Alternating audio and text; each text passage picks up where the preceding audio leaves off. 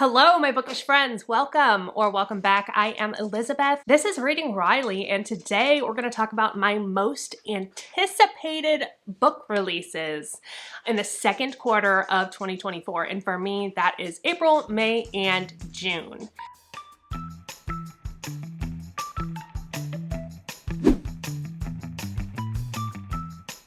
I think this may be the most amount of books I have for one of these videos, like ever. I have 35 or 36 books to talk to you about here, and I feel like this may also be one of my most eclectic lists ever. As usual, I do have horror in here, I have thriller in here, some mystery, I have some sci-fi. I do tend to throw in one or two sci-fi books, but I think I have like 4 or 5 sci-fi books in here, which is great. I honestly needed this. I needed to do this research because I'm so like in a rut right now. I haven't had a 5-star yet this year, and this just is getting me excited to read again. I've kind of felt like I've been in a little bit of a slump. All of these I am so excited for, and I cannot wait to tell you about them. So here's what we're gonna do. I'm gonna tell you about these books in order of release date. We're gonna start in April, and then we're gonna go to May, and then we're gonna go to June, and I'll tell you about them as they come out. I will separate this into chapters down below. So if you come across a book you're not interested, you can just skip the chapter, move on to the next one. This is the time. This is gonna be a long one. I'm telling you right now, settle in, get yourself something to drink, pull out your Goodreads, pull out your pen and paper, whatever it is you need to do. I also am gonna link all of these books down below in the description. So if you want to easily reference that, you can look down there for that. Some things that I have noticed in general as I've been kind of putting all of these books together and cultivating this list for you is that a lot of the books coming out in the next few months have women protagonists with classically male names. So that's just an interesting trend that I've noticed. And then also I've seen quite a few of these, at least 2 of them, 2 or 3 I think, that have been compared to the movie Parasite. So that's trending right now, it seems like. Generally, this ranges all the way from really dark horror to light, funny, dark humor, stuff like that. And then, like I said, some sci-fi stuff. I'm not into like space opera sci-fi, but I do like thrillers set in space. I make these videos every 3 months. If you like these kind of videos, you want to be kept up to date on the upcoming releases, then like this video, hit the subscribe button if you haven't already, because I will post this again in a few months when we will talk about more books and more books and more books and more books and more books. I'm going to start in April, and the first book that I have coming out in April is on April 2nd. This is a new Eric Larocca, and Eric Larocca is an author that I do want to read more of.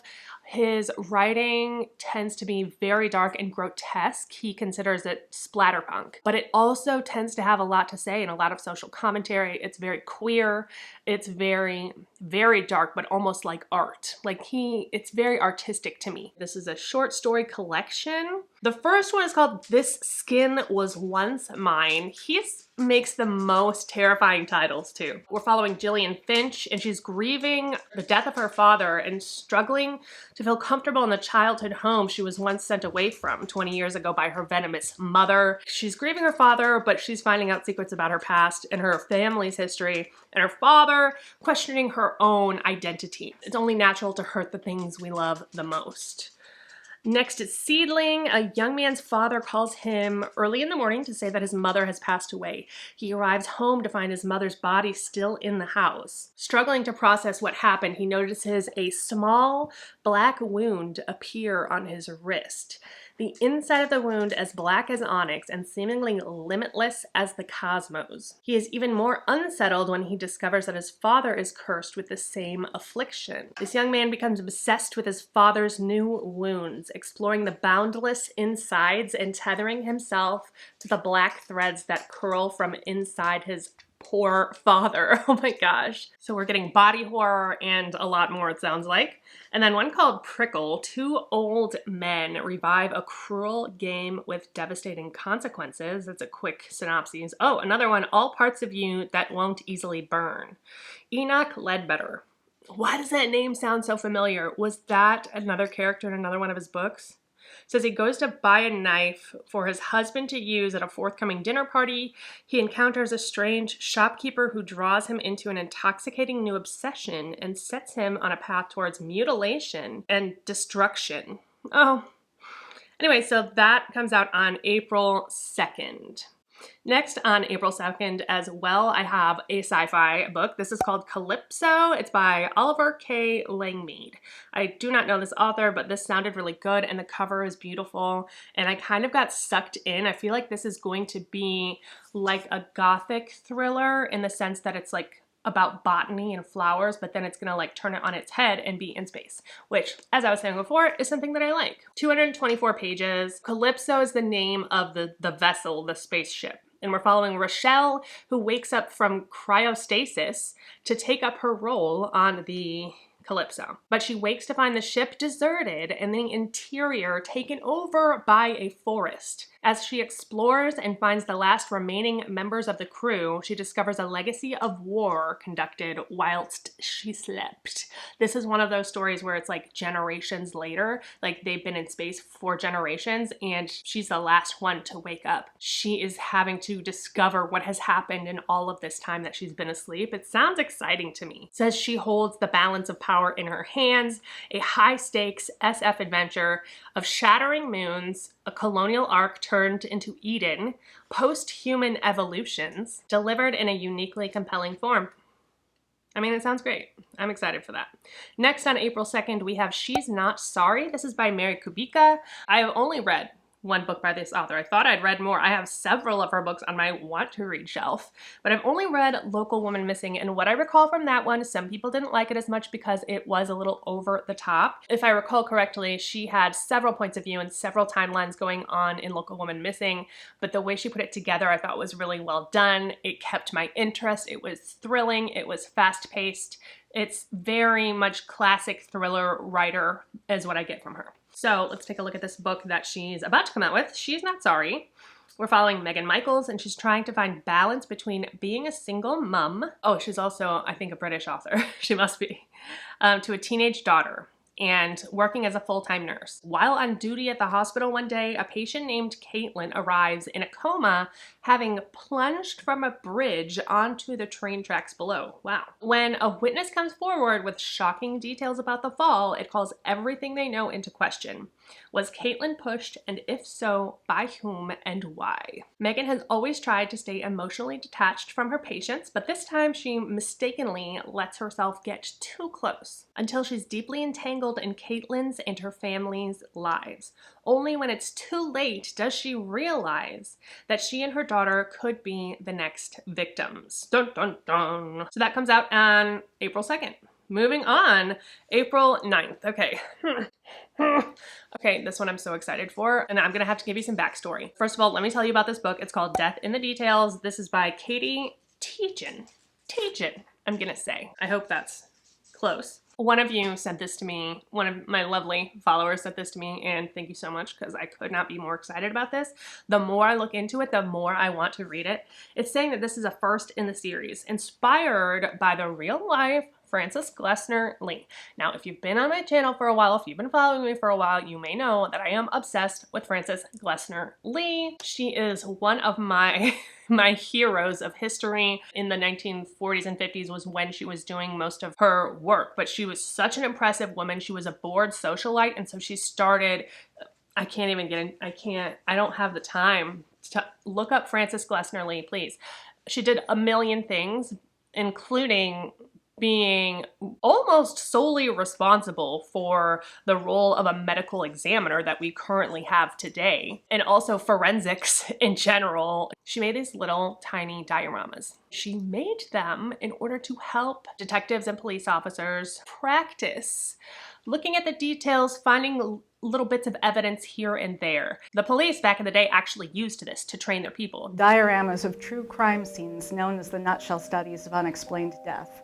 They were constructed in the 1940s and 50s by a woman named Frances Glessner Lee to train homicide investigators in the emerging field of forensics. Now all of her dioramas are in museums, but I do have a video that I will link above and below if you want to check it out, looking at her dioramas, just kind of a fun, looking through them, trying to find clues, giving you my idea of what I think happened, which are probably not right at all, but you know, whatever, it's just for fun and I'm not a detective. You know what, let me give you the description and then I'll get into this, because you need to understand what is happening. Okay, it says, inspired by Frances Glessner Lee, FGL, and featuring a whip-smart, intrepid sleuth in post-World War II Vermont. Little skeptical post-World War II, but that was around the time when FGL was doing her thing. Anyway, Maple Bishop is who we're following. She's ready to put World War II and the grief of losing her husband Bill behind her. This is a mystery, by the way. But when she discovers that Bill left her penniless, Maple realizes she could lose her Vermont home next and sets out to make money the only way she knows how, by selling her intricately crafted dollhouses.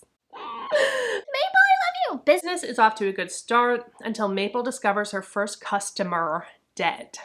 His body hanging precariously in his own barn. Something about this supposed suicide rubs Maple the wrong way, but local authorities brush off her concerns, determined to see what's big in what's small. Maple turns to what she knows best, painstakingly recreating the gruesome scene in Death in a Nutshell. With the help of rookie officer named Kenny, Maple uses her macabre miniature to dig into the dark undercurrents of her sleepy town, where everyone seems to have a secret and a grudge. But when one of her neighbors, who she never got along with, her nemesis, goes missing, and she herself becomes a suspect, it'll be up to Maple to find the devil in the details and put him behind bars. I could not be more excited.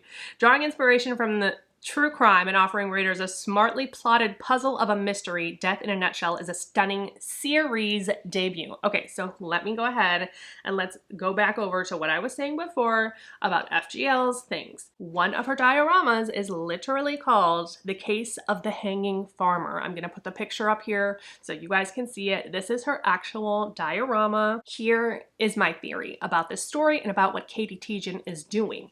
I think she's gonna use this exact diorama and create a story around it. And that way, when we're reading the book, we literally have a reference point. We can look up this picture and know exactly what it looks like and exactly what she's working on inside this. Obviously, she's as obsessed with these as I am. So can we be friends, please? Please, we have the same obsessions. She looked at this diorama and she said, I want to solve this, like I did. She put a story together. Now, who knows if that's the answer? A lot of these FGL said like they don't even have answers. It's not meant for that, but there are answers, but they're kept under lock and key because once they're out, we can't use them as teaching tools anymore. But we have like general kind of answers. But nobody knows. Nobody knows. That's the mystery. That's like how exciting it is. So you can literally come up with an entire fictional world around this diorama, and it seems like that's exactly what this author has done. I know I'm rambling, but I'm so excited about this. And it says it's the first in a series. So literally what she could do with this is so brilliant, is take all of her dioramas and have a book based off of each one and its own story based on that one. Brilliant, brilliant. In fact, maybe this should be a book club pick. Definitely a 5-star prediction for me, story aside, just of the inspiration. Love it. Okay, next, on April 9th, I have seen this. This is a sci-fi choice as well. I've seen this one on so many people's anticipated lists, and I'm really excited to see how this one does. This is Ghost Station, and it's by S.A. Barnes. It's like a sci-fi horror, which is like her thing, what she does. This was her last book, Dead Silence. I read this last year or the year before, and I really liked it. Another sci-fi horror set in space. Her characters felt modern and relatable, but they were on a spaceship. There's ghosts, there's Titanic references in here. This crew has gone out for another reason, I believe, and they come across this and it's completely haunted. It's ghosty, it's ridiculous. There's like a romance subplot in here. I had so much fun with this, so I'm excited for Ghost Station. So let's see what Ghost Station's about. Space exploration can be lonely and isolating. Psychologists, love that, Dr. Ophelia Bray has dedicated her life to the study and prevention of ERS, a space-based condition most famous for a case that resulted in the brutal murders of 29 people. When she's assigned to a small exploration crew, she's eager to make a difference, but as they begin to establish residency on an abandoned planet, it becomes clear that the crew is hiding something. While Ophelia focuses on her new role, her crewmates are far more interested in investigating the eerie ancient planet and unraveling the mystery behind the previous colonizers' hasty departure than opening up to her. So the previous people that came to this planet left quickly, it sounds like. That is, until their pilot is discovered gruesomely murdered. Is this Ophelia's worst nightmare, starting a wave of violence and mental deterioration from ERS? Or is it something more sinister? Terrified that history will repeat itself, Ophelia and the crew must work together to figure out what is happening. But trust is hard to come by, and the crew isn't the only one keeping secrets. This is 384 pages. Really excited for that one. Again, on April 9th, a lot of books on April 9th, we have The Gathering by C.J. Tudor. This is listed as horror, mystery, adult mystery, and thriller. I love C.J. Tudor. She is so refined. She's just a really good all-rounder. They tend towards mystery, but they're still very gripping and have good twists. But you have to kind of pay attention. This is her newest, called The Gathering, and there's not much to go by. It says a small Alaskan town, a missing boy, a brutal murder. A detective brought in from out of state to assist the former sheriff who investigated a similar murder 25 years ago. But are they hunting a twisted psychopath or something even more terrifying? Is it supernatural? Is it monster horror? Or is it real life type of thing? Based on the cover, it looks like we may be in isolation again, similar to her last book, The Drift, which was also in the snow. And I love an isolation story in the snow. 350 pages, so it's not too long either, but still, you know, a decent length. Looking forward to this one. Next on April 9th, we have A Better World by Sarah Langan. I've not read from this author before, but again, I've had several of her books come up in my periphery. She seems like someone I might want to check out. This is listed under, let's see, thriller, mystery, fiction, adult dystopia. Y'all know I love a dystopia, especially an adult dystopia. I like the colors on the cover, but I wish, I just don't feel like it matches the description. I don't like this font.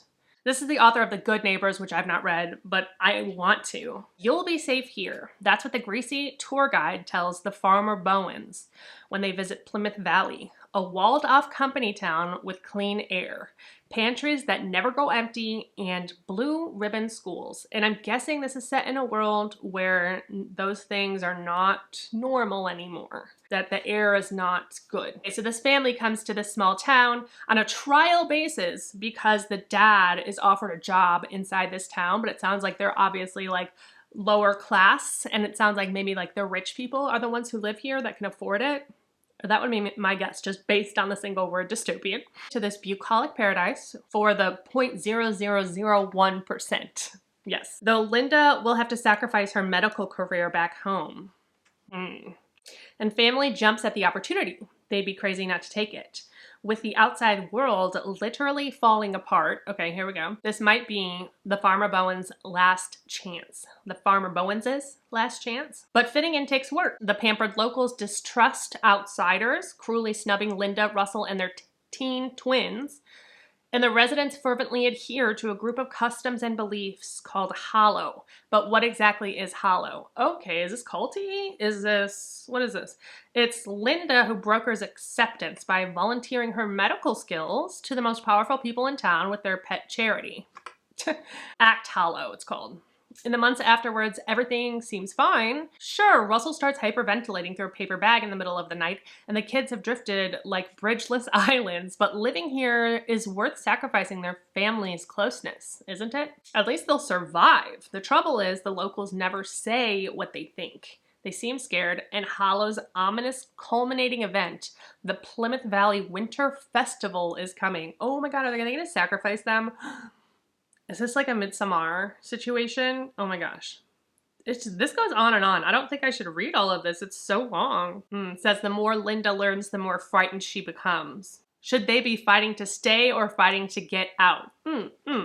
Sounds really good. 368 pages. Next, again, on April 9th, we have The Garden. This is by Clare Beams. This is categorized as horror, historical fiction, historical adult fiction, fantasy.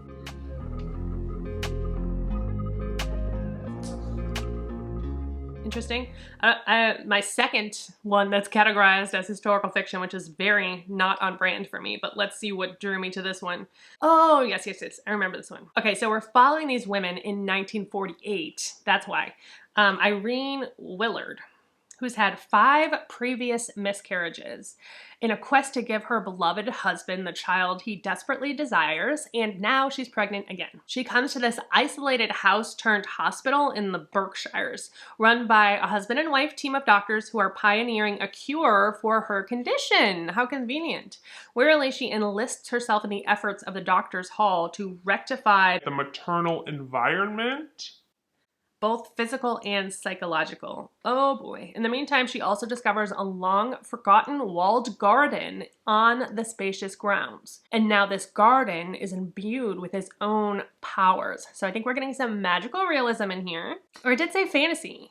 So maybe it's just straight up fantasy. I don't know. As the doctor's plans begin to crumble, Irene and her fellow patients make a desperate bid to harness the power of the garden for themselves, and must face the incalculable risks associated with such incalculable rewards.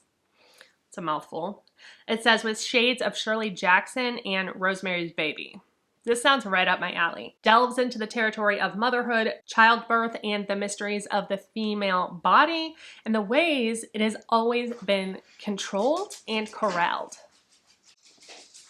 304 pages. Next, on April 11th, I do not know this author, but this just sounded like fun to me. It's called A Lesson in Cruelty by Harriet Tyce. And this sounds like, to me, like we're gonna get into the mind of somebody that's just truly sinister.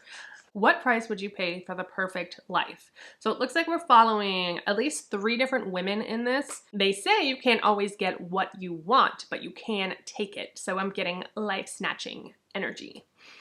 Anna wants a fresh start. She doesn't believe she deserves it, but after 3 years behind bars, she has finally paid her dues, most of them anyway.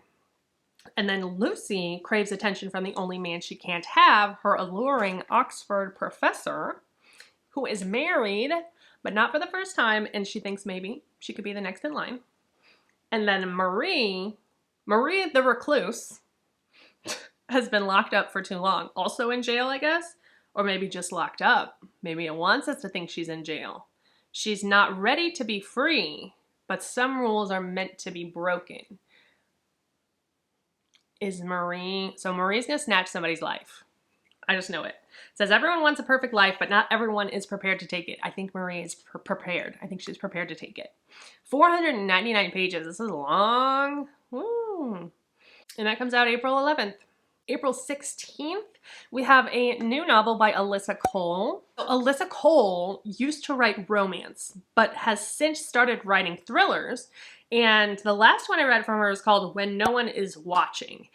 The thing I really loved about this one is that it had so much social commentary. It was social horror and a story about gentrification set in New York City, I believe. It was fast-paced. It had that social commentary in there that I really liked, those discussions that I really like. But this one also was really over the top. Like, the ending was absurd and so over the top, but it was fun, and it just ran away with me. So that's kind of what I'm expecting for this one from her as well. I gave that one 4 stars, When No One Was Watching. This is characterized under thriller, mystery fiction, suspense. I'm reticent about this one for a particular reason, but I'm excited. I will definitely be reading this because I'm interested, but I don't know how it's going to go. Years after a breakdown and diagnosis of dissociative identity disorder derailed her historical preservationist career, Kenetria Nash and her alters have been given a second chance they can't refuse, a position as resident caretaker of a historic home. Having been dormant for years, Ken has no idea what led them to this isolated Hudson River island, but she's determined not to ruin their opportunity. So Ken is maybe the main alter.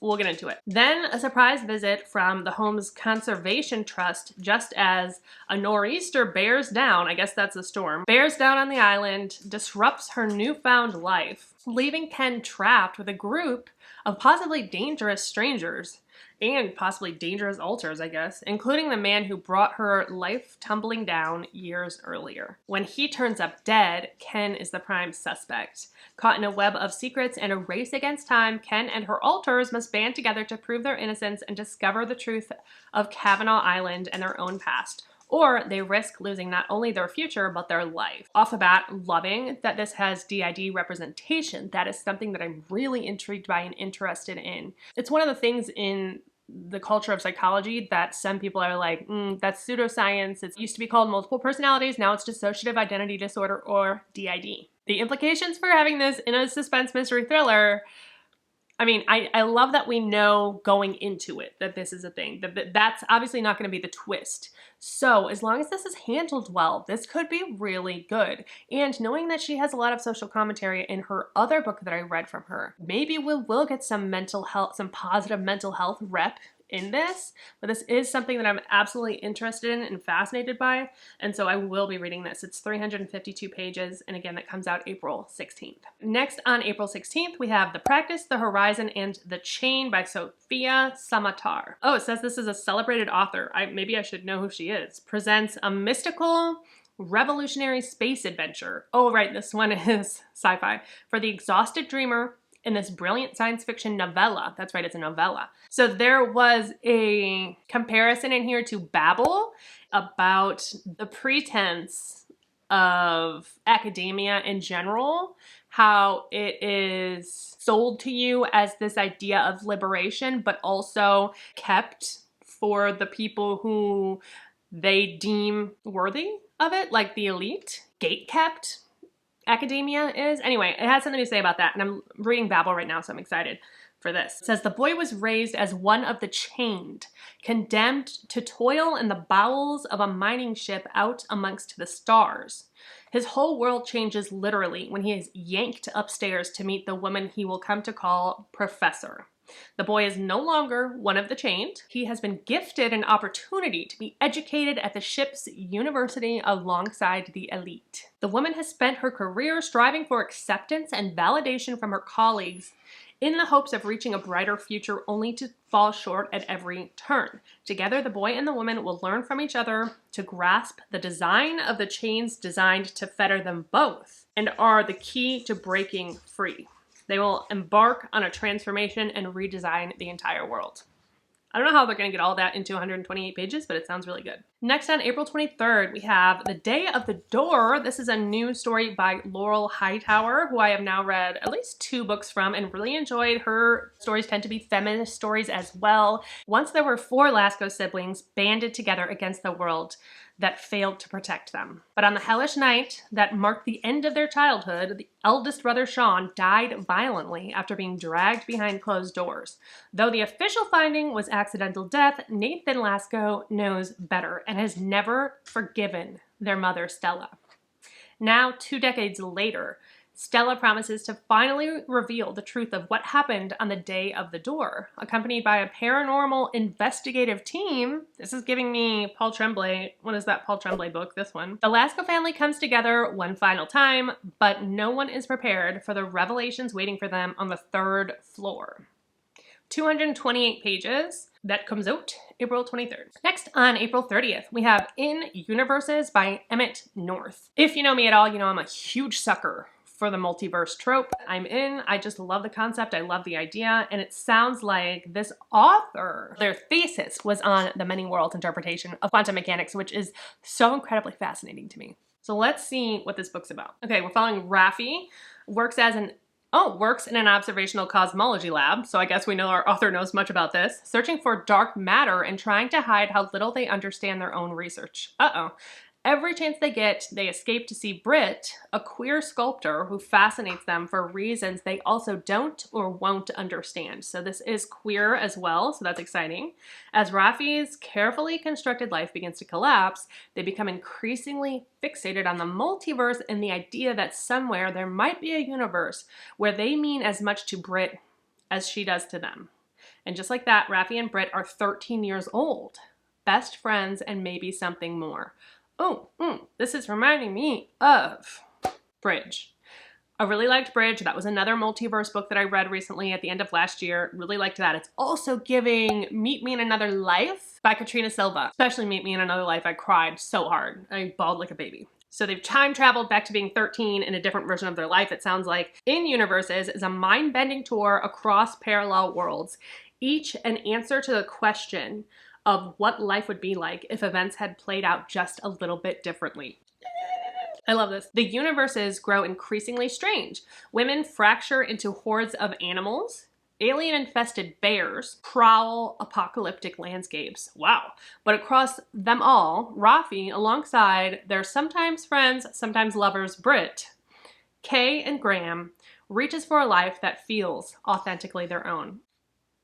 Blending realism with science fiction, In Universes explores the thirst for genius, the fluidity of gender and identity, love it, and the pull of the past against the desire to lead a meaningful life. Part Ted Chiang and part Carmen Maria Machado, part Everything Everywhere All at Once, In Universes insists on the transgressive power of hope even in the darkest of times. What? That sounds so good. April 30th. And then there was something else that said that this could be coming out May 7th, but Amazon said April 30th, and I believe Amazon, because if they're gonna sell it, they are up on top of when it's coming out. Lastly, in the month of April, we have Missing White Woman. This is by Kellye Garrett. This is a thriller that very much seems like a classic thriller setup, but the devil's in the details with these things. This also has like some social commentary in here about race. And so I think that perspective flip is going to add some really cool discussions to this thriller. In this twisty thriller, a woman thinks she's waking up to a romantic vacation only to find a body in her rental home and her boyfriend gone. The truth is never skin deep. It was supposed to be a romantic getaway weekend in New York City.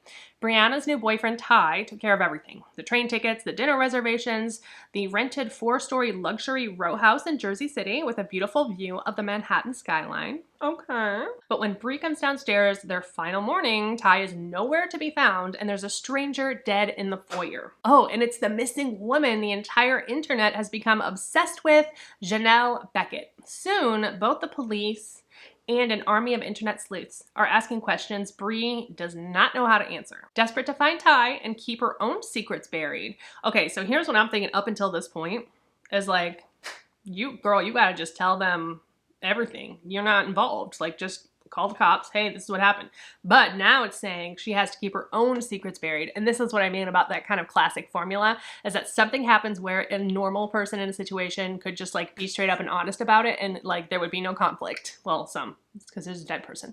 But she has her own secrets, and so she has to navigate this very carefully. I like that. Bree realizes the only person she can turn to is her ex-best friend, a lawyer with whom she shares a very complicated past. Fierce, smart, and thrilling to the end, Missing White Woman not only explores missing white woman syndrome and traveling while black, but deftly inverts the hallmarks of the domestic suspense genre to ask, how well can we truly know the people we love? And what happens to these stories when seen through the eyes of a Black woman? That sounds so good. 336 pages. Moving on to May. Are you still with me? Are you still with me? That was so many books. That was so many books. And that's only April. Moving on to May. The first book I want to talk about is released on May 7th, and this is called Supplication. Again, another author I've never read from, but first of all, the cover is beautiful and devastating looking. The synopsis sounds amazing. I just wrote yes. It's a hallucinatory literary horror novel set deeply in the consciousness of a woman exploring a changed and frightening world. So it's horror. Our protagonist comes to in a basement tied to a chair with a man looming over her. But someone has a knife. We follow her as she emerges from captivity into an unnamed nightmarish city, seeking some meaning to her new reality As figures emerge from the night, some offering sanctuary and others judgment, she keeps moving, making her way through this fever dream of a narrative. Supplication is a haunting, embodied tale of alienation, fear, and a quest for respite. I feel like this is going to be in her head maybe, like, or she's like on a drug or in some kind of experimental situation. Love all of those things. So if that does turn out to be, that could be really exciting. And that's 256 pages. Next on May 7th, we have another sci-fi story. It's called The Ministry of Time. This is by Kaliane Bradley. And I think this one has a little bit of a different vibe. This is not like dark. I feel like this is going to be more kitschy, more fun. It's a time travel romance. Okay, a speculative spy thriller, a workplace comedy, and an ingeniously constructed exploration of the nature of truth and power and the potential for love to change it. And this is a debut novel. It says, in the near future, a civil servant is offered the salary of her dreams and is shortly afterward told what project she'll be working on. A recently established government ministry is gathering expats from across history to establish whether time travel is feasible for the body, but also for the fabric of space-time. I love these. I love this.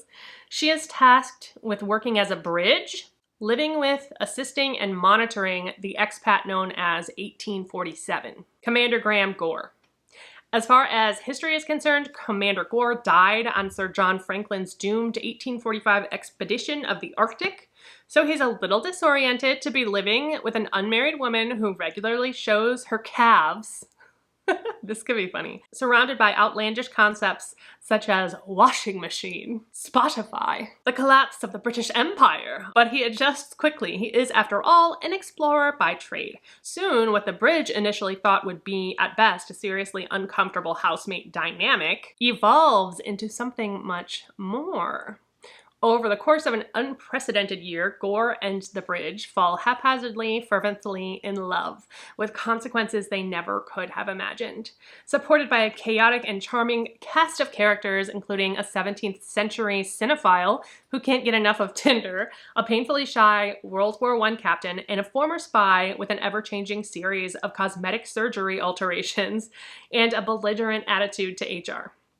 The bridge will be forced to confront the past that shaped her choices and the choices that will shape her future.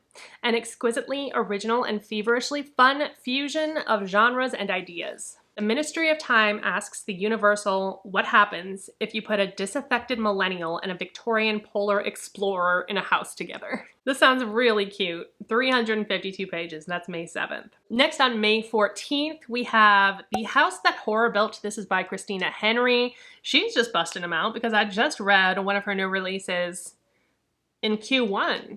Didn't she just have a book come out in like January? And this is coming out in May? So we're following a single mother who's working in a Gothic mansion of a reclusive horror director, and she stumbles upon some terrifying secrets. Her name is Harry. She's always loved horror movies, so it's not totally a coincidence that she took the job cleaning house for a movie director, Javier Castillo. His forbidding gray stone Chicago mansion, love that this is set in Chicago, Bright Horses, is filled from top to bottom with terrifying props and costumes, as well as glittering awards from his career making horror films that thrilled audiences, until family tragedy and scandal forced him to vanish from the industry. Javier values discretion, and Harry has always tried to clean the house immaculately, keep her head down, and keep her job safe. She needs the money to support her son. But then she starts hearing noises from behind the door, noises that sound remarkably like a human voice saying, help. Even though Javier lives alone and never has visitors. And Harry knows that not asking questions is a vital part of her keeping her job. But she soon finds that the forbidding house may be home to secrets she can't ignore. This sounds really good. Again, this author tends to have a feminist point of view in her writing, which I really appreciate and enjoy. She tends to make really accessible and relatable horror. So we'll see. We'll see how that one goes. Next on May 21st, we have by Stuart Turton, The Last Murder at the End of the World. Stuart Turton wrote the 7.5 Lives, or seven and a half lives of Evelyn Hardcastle, which I read. I gave it 3 stars. This story similarly is said to be a high concept mystery, which I think is kind of what he does. A lot of characters, a staple mystery, but then there's some kind of like speculative element in the way that it's solved or the way that the characters are experiencing this. So I think this is going to be similar. It says solve the murder to save what's left of the world. Oh, so this is like an end of the world thing too. Outside the island, there is the world destroyed by a fog that swept the planet, killing anyone it touched. Oh, that's dramatic. On the island, it's idyllic. 122 villagers and 3 scientists living in perfect harmony. The villagers are content to fish, farm, and feast, to obey their nightly curfew, to do what they're told by the scientists. Until, to the horror of the islanders, one of their beloved scientists is found brutally stabbed to death. And they learn the murder has triggered a lowering of the security system outside the island, the only thing that was keeping the fog at bay. If the murder isn't solved within 92 hours, the fog will smother the island and everyone on it.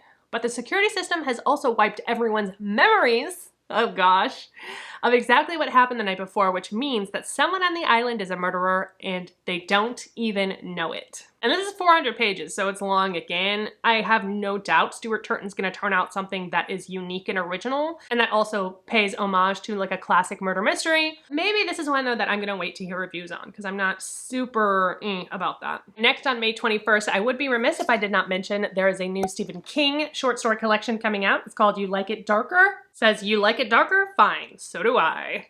Writes Stephen King in the afterword to this magnificent new collection of 12 stories that delve into the darker part of life, both metaphorical and literal. That's 512 pages for 12 stories. Even his short story collections are long. Next on May 21st, we have Escape Velocity. This is by Victor Manibo.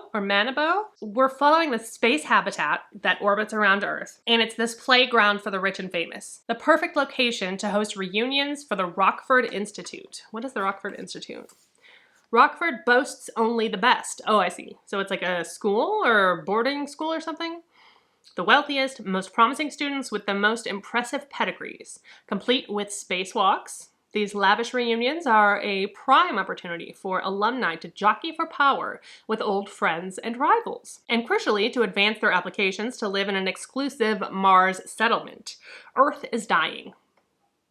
We knew that. And only the best deserve to save themselves. Ooh. Aboard the Altair for a 25th reunion, finance magnate Ava pursues the truth about her brother's murder during their senior year. Oh. Laz, ambassador and political scion, hopes to finally win Ava's heart. Sloane, collecting secrets to conceal his family's decline, angles for a key client. And Henry, heir to a healthcare empire, creates an unorthodox opportunity to get to Mars in a last-ditch effort to outrun a childhood secret. While these erstwhile friends settle scores and rack up points, they fail to notice the other agendas developing at the space habitat Altair. Their own futures aren't the only ones at stake. The best will soon regret underestimating those they would leave behind on Earth. Ooh, so this is like an Eat the Rich story, maybe? Escape Velocity. I mean, I don't know what to think about this cover because the cover looks so cartoony and lighthearted, so maybe it's not that. I'm interested. Okay, this next one, I'm still kind of like, I'm a huge Ruth Ware fan. Where is it? Oh, they're down there. Oh, Ruth, I'm sorry. I have not read Ruth's last book, and she's got another book coming out, so I may have to do like a vlog and you know, read them both or something. But a new Ruth Ware coming out on May 21st called One Perfect Couple. And this looks like, this cover is spicier than her normal covers. Ruth Ware isn't the hippest author, but she's a great writer. And she writes mostly like mystery suspense mysteries. And she does get categorized as a thriller author, but I think if you go into her books expecting mysteries, then you will be more happy. Then you will be happier with the outcome. Anyway, this looks tropical. It looks bright. I'm liking the vibe. Lila is in a bit of a rut. Her postdoctoral research has fizzled out. She's pretty sure they won't extend her contract, and things with her boyfriend Nico, an aspiring actor, are not going great. When the opportunity arises for Nico to join the cast of a new reality TV show, The Perfect Couple, she decides to try it out with him. This has a reality TV show. I forgot about that. Oh, I'm excited for that. After the whirlwind audition process, Lila finds herself whisked off to a tropical paradise with Nico, boating through the Indian Ocean towards Ever After Island, where the two of them will compete against 4 other couples, Bayer and Angel, Dan and Santana, Joel and Romy, and Connor and Xana, in order to win a cash prize. But not long after they arrive to the deserted island, things start to go wrong. After the first challenge leaves everyone rattled and angry, an overnight storm takes matters from bad to worse. Cut off from the mainland by miles of ocean, deprived of their phones, and unable to contact the crew that brought them there. Oh, this is not going the way I thought it was going to. The group must band together for survival. So it's a survival story, not... Okay, so I'm not going to get my hopes up about the reality TV shows, because it sounds like, since we're getting in the synopsis, that the crew's gone, they're left by themselves. So I don't think it's going to be that much of the story. As tensions run high and fresh water runs low, Lila finds that this game show is all too real and the stakes are life or death. Oh, so maybe they signed up for something different than they thought that they signed up for, and everyone's still there watching but trying to see like what they do in this situation. I wonder, that would be really cool if that was the case. A fast-paced, spellbinding thriller, rife with intrigue and characters that feel so true to life. This novel proves yet again that Ruth Ware is the queen of psychological suspense. There you go, psychological suspense. That's exactly right. 400 pages. Again, kind of long, but that's normal for her. On May 28th, we have another one that is not quite my, like, doesn't seem like it would be exactly my thing, but I also read another book from this author recently and really loved it, and that is S.T. Gibson, and this book is called Evocation. The Devil Knows Your Name, David Aristakov. As a teen, David Aristakov was a psychic prodigy, operating under the shadow of his oppressive occultist father. Now, years after his father's death and rapidly approaching his 30th birthday, he is content with the high-powered life he's curated as a Boston attorney, moonlighting as a powerful medium for his secret society. I mean, this does sound interesting. I'm kind of being silly about it, but this does sound interesting. But with power comes a price, and the devil has come to collect on an ancestral deal. Okay, that's where I'm like, David's days are numbered and death looms at his door. Reluctantly, he reaches out to the only person he's ever trusted, his ex-boyfriend, and secret society rival Reese, for help. However, the only way to get to Reese is through his wife Moira. Thrust into each other's care, emotions once buried deep resurface. And the trio race to figure out their feelings for one another before the devil steals David away for good. That's right, this is a polyamorous story. I forgot about that. Fantasy polyamory is what this is listed under. Fantasy, romance, and queer urban fantasy. Okay, not crazy about this like ancestral thing or whatever. Interested to look at a story that focuses on a polyamorous relationship. That sounds interesting. And then there's the whole psychic medium thing, which I have no idea how that's gonna play in, and it probably has something to do with this ancestral deal. I don't know. Sounds interesting. I like S.T. Gibson. She wrote, this one that I read recently, and that was like a vampire Dracula thing, but also with social commentary in there. If you're new to me, you're probably noticing I really love some social commentary in my fiction. So I have a feeling that's going to be in here as well. I'm fascinated. This may, again, be one that I wait to see reviews for before I pick it up, but sounds good. June, there are some big titles, y'all. There are some really big titles. We have all of our like popular authors that are coming out with their summer hit, including Riley Sager, Josh Malerman, Paul Tremblay, Craig DeLuey. Like, it just goes on and on. So there's a lot in June, just to give you a heads up, but I think there's still some in here as well that you probably have not heard of. This first one coming out on June 4th is called Youth Juice, and it sounds like this is going to be one of those like beauty horror type stories. Oh, okay, it says it's American Psycho meets The Devil Wears Prada. Outrageous body horror for the Goop generation. A 29-year-old copywriter realizes that beauty is possible at a terrible cost in the surreal, satirical send-up of New York City it girl culture. Love that. From Sophia Banion's first day on the storytelling team at Hebe, a luxury skincare / wellness company based in New York City's trendy Soho neighborhood. It's clear something is deeply amiss. Seems like they missed out on something calling it Hebe and not Shebe for a skincare place, just saying. But Sofia, pushing 30, has plenty of skeletons in her closet next to the designer knockoffs and doesn't care. Though she leads an outwardly charmed life, she aches for a deeper meaning in her flat existence and a cure for her brutal nail-biting habit. Ugh, this is gonna be funny. She finds it all and more at Hebe and with Tree Whitestone, Hebe's charismatic founder and CEO. So the CEO's name is Tree. This is gonna be funny. I know it is. Soon, Sofia is addicted to her Hebe lifestyle, especially youth juice, the fatty, soothing moisturizer Tree has asked Sofia to test. So now she's a tester, but when cracks in Hebe's infrastructure start to worsen, and Sofia learns the gruesome secret ingredient at the heart of youth juice, gruesome secret ingredient. It's giving Soylent Green. Is it humans? Is it humans? Please let it be humans. She has to decide how far she's willing to go to stay beautiful forever. Glittering with ominous flashes of Sofia's coming of rage story. Done. I'm so done. Former beauty editor E.K. Sappho's horror debut. Okay. Wait a minute. Did I even say who wrote this? E.K. Sappho. So this is a horror debut.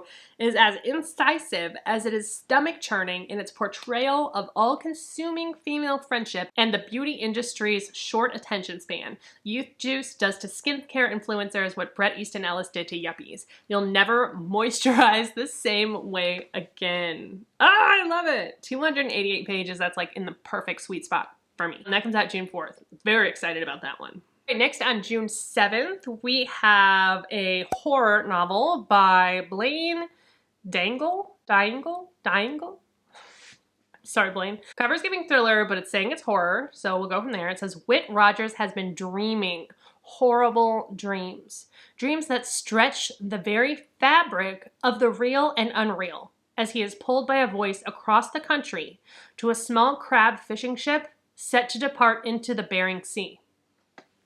What? That is a packed, loaded sentence. At sea, the memories piece themselves together in cracked fragments, but there is something out there, something speaking to Whit in his dreams, a voice from a long-forgotten memory that promises peace at the cost of madness, a voice that leads to a place unimaginable and inescapable.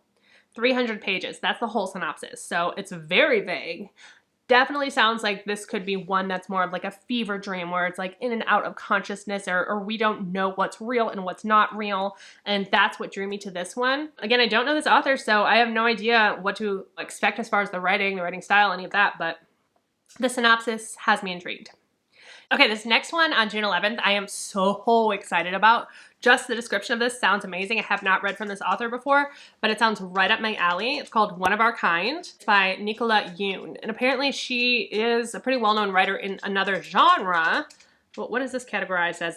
I think this is her debut in thriller and mystery fiction. And I think this is also going to be about race and have some social horror elements in here. It says it's The Stepford Wives meets Get Out.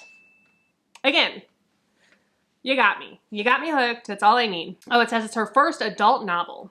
A terrifying and thought-provoking look at what it means to be truly free in America. When Jasmine and King Williams move their family to the planned Black utopia of Liberty, California, they hope to find a community of like-minded people, a place where their growing family can thrive.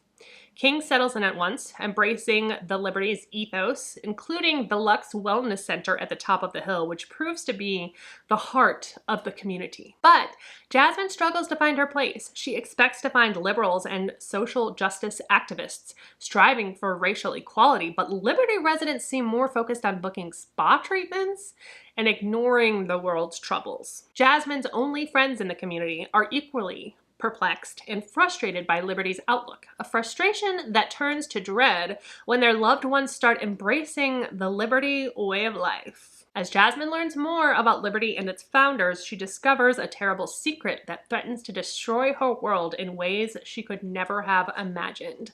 This is 272 pages. It's giving me Lakewood Energy by Megan Giddings. I cannot wait. Cannot wait. Sounds so good. Love a dystopia. Love a Stepford Wives social horror moment.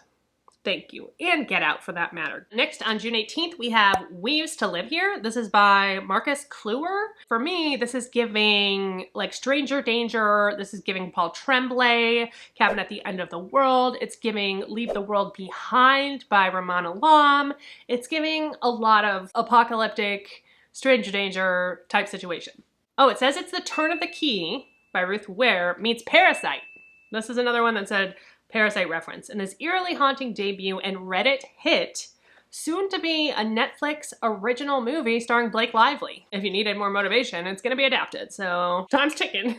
About two homeowners whose lives are turned upside down when the house's previous residents unexpectedly visit. As a young queer couple who flip houses, Charlie and Eve can't believe the killer deal they've just gotten on an old house in a picturesque neighborhood. As they're working in the house one day, there's a knock on the door. A man stands there with his family, claiming to have lived there years before and asking if it would be all right if he showed his kids around. People pleaser to a fault, Eve lets them in. As soon as the family enters their home, strange and inexplicable things start happening, including their toddler going missing and a ghostly presence materializing in the basement. Even more weird, the family can't seem to take the hint that their visit should be over. Like, get out. Ooh, it's giving Mother. Ooh. And when Charlie suddenly vanishes, Eve slowly loses her grip on reality. Something is terribly wrong with this house and with the visiting family. Or is Eve just imagining things? This is 320 pages, and again, that comes out on June 18th. Again on June 18th, we have a new Lucy Foley. Lucy Foley wrote The Guest List. I think that's her most popular book, and she is a mystery thriller writer. Oh my gosh, it's actually pronounced Folly, and I learned that, and I'm sorry, Lucy. Lucy Foley. I apologize. Anyway, this is called The Midnight Feast. Her last one was one of those that was, you know, a little bit over the top, but kind of gives like Riley Sager energy, I guess, like slightly over the top, but twisty and fun. And this one has just a very brief description. It says, the deliciously twisty new locked room murder mystery from the #1 New York Times bestseller of The Guest List and The Paris Apartment. Oh, that's right, The Paris Apartment, I read that one too. Welcome to the opening weekend of The Manor, a luxury resort built on top of old secrets in an ancient wood. The founder, the lover, the mystery guest, the kitchen help, the detective, all have an agenda, all have a past, but not everyone will survive the midnight feast. It'll be fun and it'll be a good time. I'm not like, Lucy Foley's books are never like my like favorites for me, but I always have a good time with them. On June 18th, we have the new Craig DeLuey. This is How to Make a Horror Movie and Survive. This is giving slasher for me, which I'm not a huge fan of, but I do like the idea of this main character. He sounds kind of pretentious and into like the art of horror. And also I think this is like a cursed film type of story. I'm interested, especially because there is another book that's very similar to this one coming out around the same time, and I'm intrigued by that idea. Maybe we'll fix something up for the book club or something to read them both. I've been thinking about this for a while. I'm not sure where I'm going to go with it, but I want to read them both for sure and compare and contrast. All that said, I don't think I've actually read a Craig DeLuey. Have I? Wait a minute. No, I think I have. Yes, I did. I read episode 13 by Craig DeLuey and I didn't like it. What did I give it? I gave it 2 stars. Oh no! Oh no! I gave it 2 stars! Oh wow. Okay. Well, we'll see how that one goes, I guess. I will still let you know what it's about. It says horror isn't horror unless it's real. Which, facts. Max Maury should be on top of the world. He's a famous horror director. Actors love him, Hollywood needs him. He's making money hand over fist. but it's the 80s. Oh, it's set in the 80s. It's the 80s, and he's directing cheap slashers for audiences who only crave more blood. Not real art, not real horror. And Max's slimy producer refuses to fund any of his new ideas. Then we're also following Sally Priest, and she dreams of being the final girl. She knows she's got what it takes to score the lead role, even if she's only been cast in small parts so far. When Sally meets Max at his latest rap party, she sets out to impress him and prove her Scream Queen prowess. But when Max discovers an old camera that filmed a very real Hollywood horror, he knows that he has to use this camera for his next movie. He just has to. The only problem is that it came with a cryptic warning, and it sometimes wails. By the time Max discovers the true evil lying within, he's already dead set on finishing the scariest movie ever put to film, and like it or not, it's Sally's time to shine as the final girl. I like a final girl trope. I really liked how Riley Sager and Grady Hendrix did their final girl books. That I like the idea of a final girl, I guess, more than I like a slasher story or a slasher movie, especially. I'm not into slasher movies. I'd rather read a slasher book. Anyway, it sounds interesting, and that comes out June 18th. Speaking of Riley Sager, his thriller of the summer will be out on June 18th. It's called Middle of the Night, and this looks like it's going to be his first book that features a male protagonist. He's pretty well known for writing female protagonists, and it sounds like he's going to venture into a different role. So I'm excited for this. I think that's very smart of him to switch it up just a little bit, in case anyone's interest has been dwindling lately. I liked his last book a lot, but the one before that really pissed me off. Anyway, Middle of the Night by Riley Sager. He always has a really bright color on the cover, and this is kind of the same colors as Home Before Dark, but this is giving domesticity. This is giving suburbia, so I'm liking that. A man must contend with the long ago disappearance of his childhood best friend and the dark secrets lurking just beyond the safe confines of his picture-perfect neighborhood. The worst thing ever to happen on Hemlock Circle occurred in Ethan Marsh's backyard. One July night, 10-year-old Ethan and his best friend and neighbor Billy fell asleep in a tent, set up on a manicured lawn in a quiet, quaint New Jersey cul-de-sac, and in the morning, Ethan woke up alone. During the night, someone had sliced the tent open with a knife and taken Billy. He was never seen again. I mean, I just read This Wretched Valley, and now that's making me think of the Dyatlov Pass, which I think I mispronounced in my previous video, where someone cut through that tent as well. I'm wondering if that's a callback to the Dyatlov Pass incident. Oh my god, words. Okay. Anyway, 30 years later, Ethan has reluctantly returned to his childhood home. Plagued by bad dreams and insomnia, he begins to notice strange things happening in the middle of the night. Someone seems to be roaming the cul-de-sac at odd hours, and signs of Billy's presence keep appearing in Ethan's backyard. Is someone playing a cruel prank, or has Billy, long thought to be dead, somehow returned to Hemlock Circle? The mysterious occurrences prompt Ethan to investigate what really happened that night, a quest that reunites him with former friends and neighbors and leads him into the woods that surround Hemlock Circle. Woods where Billy claimed monsters roamed, and a mysterious institute does clandestine research at a crumbling estate. The closer Ethan gets to the truth, the more he realizes that no place, be it quiet forest or suburban street, is completely safe, and that the past always has a way of haunting the present. Okay, here are my thoughts about this. I think he's gonna do that thing again where you're gonna wonder if it's supernatural or not. And I just hope it goes the right way. Because if it doesn't, and he pretends we're in the real world, and we're not, I'm gonna be mad. I'm gonna be mad. It's Riley Sager, so it's gonna be fast-paced, it's gonna be fun, it's gonna be twisty. It may not make sense, but it's gonna be twisty, and it's gonna be a good time. So I will be reading it. I have 6 more books. You are such a trooper for hanging in with me this far. I appreciate y'all so much. Moving on to June 24th, I have Love Letters to a Serial Killer. And this sounds like it could be like a funny, up-tempo, cautionary tale of true crime obsession. Maybe funny. I don't know. I don't know. It's giving amateur sleuth vibes. Hannah has recently been ghosted, and she's sick of watching her friends get married and fade away into the suburbs. And she finds a community in a true crime forum that's on a mission to solve the murders of 4 women in Atlanta. After William, a handsome lawyer, is arrested for the killings, Hannah begins to write him letters.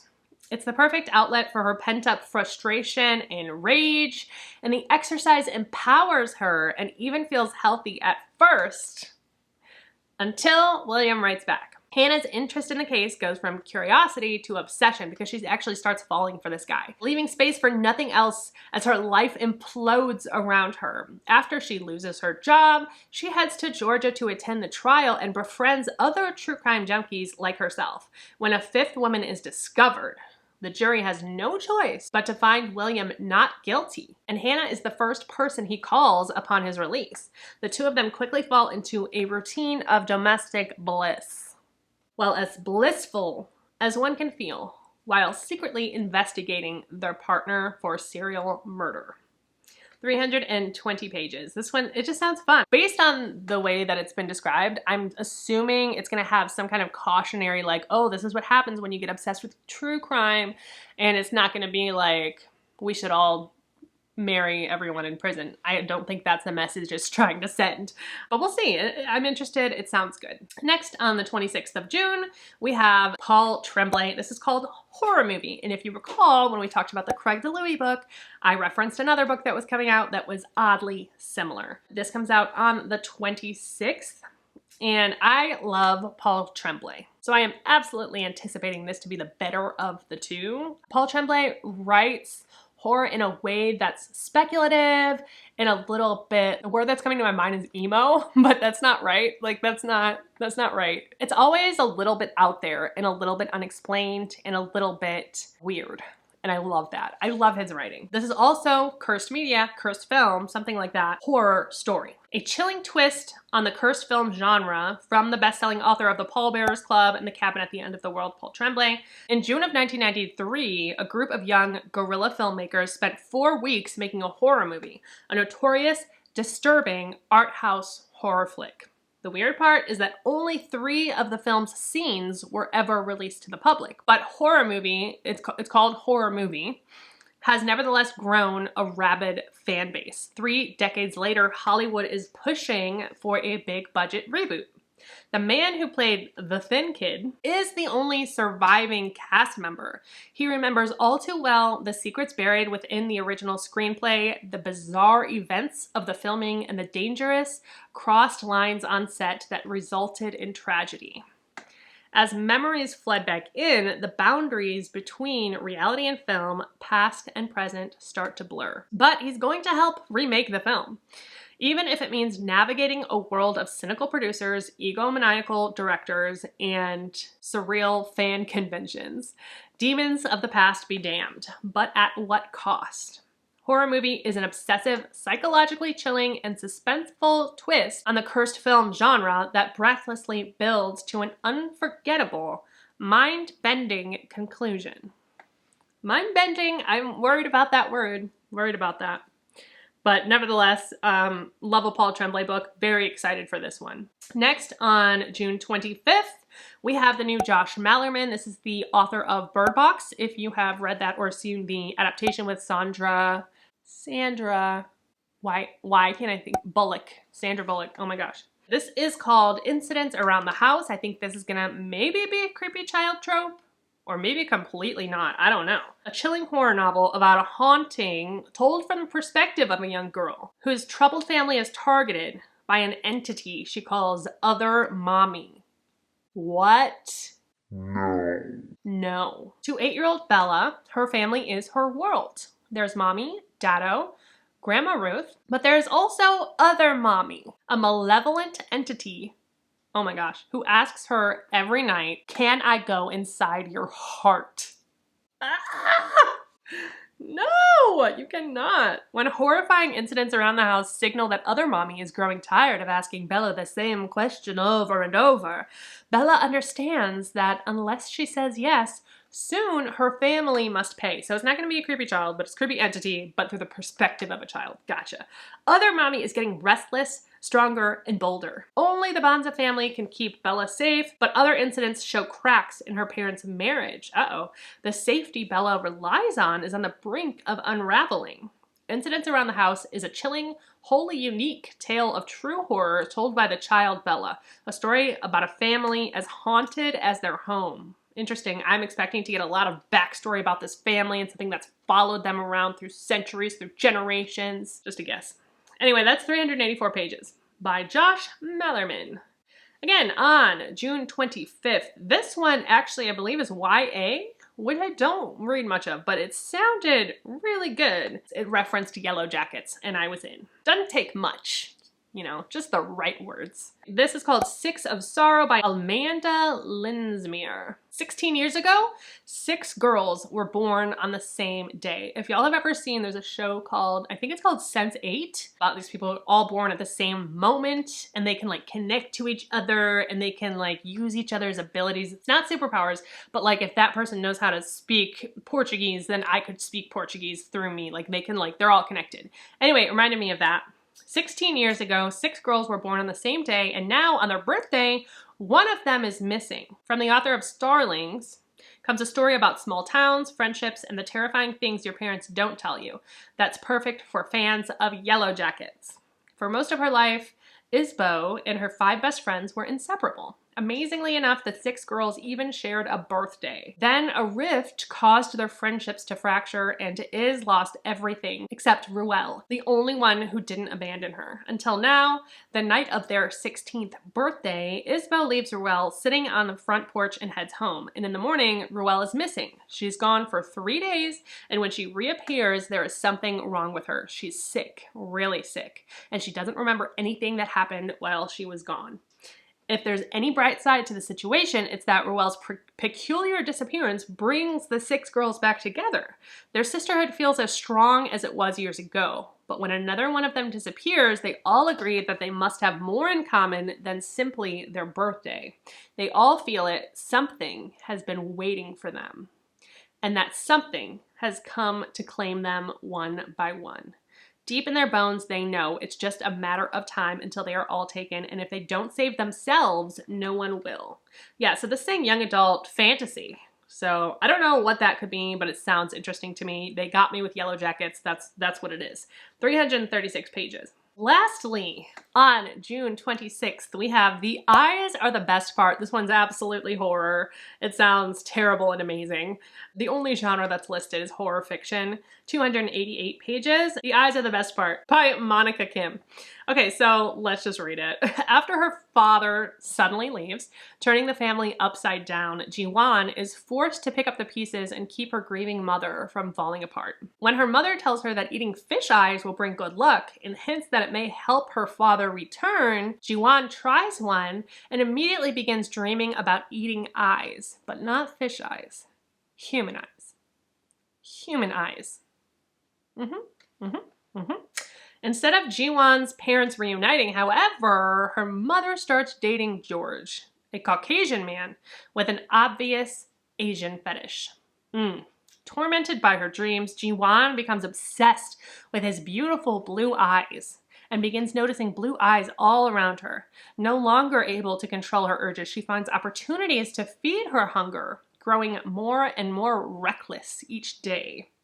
And as her obsession grows, so does her selfishness.